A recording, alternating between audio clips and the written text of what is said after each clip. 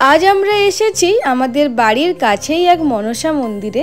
প্রত্যেক সংক্রান্তিতে এখানে খুব বড় করে পুজো হয়। আর আজকে একটা স্পেশাল দিনও আছে। মা ঠাকুরের কাছে মানত করেছিল আমি চাকরি পেয়ে যাওয়ার পর মা ঠাকুরকে একটা সোনার নাকছাবি দেবে। তো আজকেই সেই মানত পূর্ণ করার দিন। মাঝে অনেক দিনই কেটে গেছে, কোনোবারও আমি সংক্রান্তির সময় বাড়িতে থাকতে পারতাম না, তো আমাদের এই মানতটা পূর্ণ করার স্কোপও আসেনি। ঠাকুরের কাছে অনেক দূর দূর থেকে লোকেরা আসে পুজো দিতে। পুজো হয়ে যাওয়ার পর আমি আর বোন বাইরে একটু বসেছিলাম। পাশেই বটগাছ ছিল, আর বটগাছের ঝুড়িগুলো এত সুন্দরভাবে নেমেছিল যে একটু ভাবলাম ঝুলি, কিন্তু আমি থরি না পারবো ঝুলতে। দিয়ে এবার খাবার টাইম হয়ে গিয়েছিল। ঠাকুরের কাছে যতজনই ভক্ত আসে সবাই এখানে প্রসাদ খেয়েই যায়। আর আজকে আমরা লাড্ডুগুলো প্রসাদে দিয়েছিলাম। আমি সবাইকে এক একটা করে লাড্ডু দিয়ে দিচ্ছিলাম খাওয়ার শেষে। এরপরে আমরাও খেতে বসে যাই।